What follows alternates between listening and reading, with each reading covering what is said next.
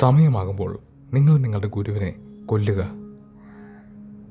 ഒരിക്കൽ 5 സുഹൃത്തുക്കൾ യാത്ര ചെയ്യുകയായിരുന്നു. അവർ നടന്നാണ് യാത്ര ചെയ്യുന്നത്. നടന്ന് അവർ ഒരു പുഴക്കരയിലെത്തി. വളരെ വലിയൊരു പുഴയാണ്. അത് നീന്തി കിടക്കുക എന്ന് പറയുന്നത് വളരെ പ്രയാസമാണ്. അപ്പോഴാണ് അടുത്തൊരാൾ തോണിയൊക്കെ വിൽക്കുന്നത് അവർ കണ്ടത്. അയാളുടെ കയ്യിൽ നിന്നും അവർ ചെറിയൊരു തോണി വാങ്ങിച്ചു. 5 പേരും അതിൽ കയറി യാത്ര ചെയ്തു. അവർ പുഴയുടെ മറുകരയിലെത്തി. അപ്പുറത്തെത്തിയപ്പോഴാണ് അവർ ഒരു കാര്യം ഓർത്തത്. ഈ തോണി എന്തൊരു അത്ഭുതമാണ്! എത്ര വലിയ സഹായമാണ് ഈ തോണി എന്ന് ചെയ്യുന്നത്! ഇതില്ലായിരുന്നുവെങ്കിൽ ഇന്നിവിടെ എത്തുക എന്നത് അസാധ്യമാണ്. നമ്മളെന്നും ഇതിനോട് നന്ദി കാണിക്കണം. അതുകൊണ്ട് അവരൊരു കാര്യം തീരുമാനിച്ചു. ഈ തോണി ചുമന്നുകൊണ്ട് നടക്കുക. 5 പേരും കൂടി ഈ തോണി പൊക്കിയെടുത്തു. അവരിതും കൊണ്ട് നടക്കാൻ തുടങ്ങി. അവരുടെ യാത്ര തുടരുമ്പോൾ അവരുടെ തോളിൽ ഈ തോണി ഉണ്ടായിരുന്നു. പോകുന്ന വഴിയെ ആൾക്കാരെല്ലാം ചോദിച്ചു, നിങ്ങൾ എന്താണ് ഈ ചെയ്യുന്നത്? നിങ്ങൾ ഈ തോണി ചുമക്കുന്നത് എന്തിനാണ്? അപ്പോൾ അവർ പറയും, ഞങ്ങൾ നന്ദിയുള്ളവരാണ്. നിങ്ങൾക്കറിയാമോ, വളരെ വലിയൊരു പുഴ കടന്നാണ് ഞങ്ങളിവിടെ എത്തിയത്. ഈ പുഴ കടക്കാൻ ഞങ്ങളെ സഹായിച്ചത് ഈ തോണിയാണ്. ഈ തോണി ഇല്ലായിരുന്നുവെങ്കിൽ ഞങ്ങൾ ഇന്നിവിടെ എത്തില്ലായിരുന്നു.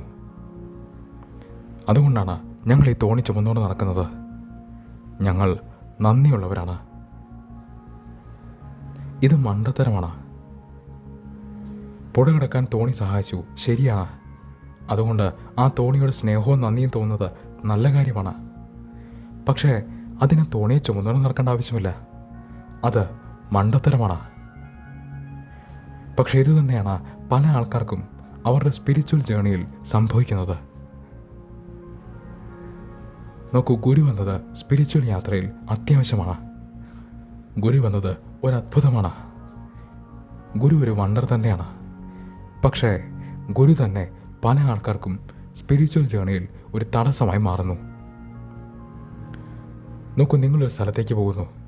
ഒരു പ്രത്യേക സ്ഥലത്തെത്തിയപ്പോൾ നിങ്ങൾക്ക് പിന്നെ വഴി അറിയില്ല. നിങ്ങളൊരാളോട് വഴി ചോദിക്കുന്നു. അയാൾ നിങ്ങൾക്ക് വഴി പറഞ്ഞു തരുന്നു. ആ വ്യക്തിയോട് നിങ്ങൾക്ക് സ്നേഹം തോന്നുന്നത്, നന്ദി തോന്നുന്നത് നല്ല കാര്യമാണ്. പക്ഷെ നിങ്ങൾ നിങ്ങളുടെ യാത്ര തുടരണം, ശരിയല്ലേ? പക്ഷെ ഇതാ ഒരു വ്യക്തി ഒരാളോട് വഴി ചോദിക്കുന്നു. മറ്റേ വ്യക്തി വഴി പറഞ്ഞു കൊടുക്കുന്നു. വഴി പറഞ്ഞു കൊടുത്തതും ആദ്യത്തെ വ്യക്തി അയാളുടെ യാത്ര ഉപേക്ഷിക്കുന്നു. എന്നിട്ട് വഴി പറഞ്ഞു കൊടുത്ത വ്യക്തിയുടെ കൂടെ നടക്കുന്നു. അയാളുടെ സ്നേഹമെന്ന പേരിൽ അയാളെക്കുറിച്ച് എപ്പോഴും നല്ലത് പറഞ്ഞുകൊണ്ട് നടക്കുന്നു. തൻ്റെ യാത്ര വേണ്ടെന്ന് വയ്ക്കുന്നു. ഇത് മണ്ടത്തരമല്ലേ? പക്ഷേ ഇത് തന്നെയാണ് മിക്ക ആൾക്കാർക്ക് സംഭവിക്കുന്നത്. ഗുരുവിനോട് സ്നേഹം തോന്നുന്നതും നന്ദി തോന്നുന്നതും നല്ല കാര്യമാണ്. പക്ഷേ സ്വന്തം യാത്ര മറന്നു പോകരുത്. സ്വന്തം യാത്രയും ലക്ഷ്യമെല്ലാം മറന്ന് ഗുരുവേ എന്ന് പറഞ്ഞ് നടക്കുന്നത് ഒരു തരത്തിൽ മണ്ടത്തരമാണ്. ഇത് ബുദ്ധന്മാർ തന്നെ പറഞ്ഞിട്ടുണ്ട്. അവർ പറയുന്നു, ബുദ്ധനെ വഴിയിൽ വെച്ച് കണ്ടാൽ കൊല്ലൂ എന്ന്. ഇതിനർത്ഥം ശരിക്കും നിങ്ങൾ ഒരാളെ കൊല്ലണം എന്നല്ല. മറിച്ച് ബുദ്ധൻ നിങ്ങൾക്ക് വഴി കാണിച്ചു തരുന്നു. നിങ്ങൾ ആ വഴിയിലൂടെ നടക്കേണ്ട ആളാണ്, അല്ലാതെ ബുദ്ധൻ്റെ കൂടെയല്ല. നിങ്ങളുടെ സ്വന്തം യാത്ര വേണ്ടെന്ന് വെച്ച് ബുദ്ധനെക്കുറിച്ച് പാടിക്കൊണ്ട് നടന്നാൽ നിങ്ങൾക്ക് ബോധോദയം കിട്ടില്ല.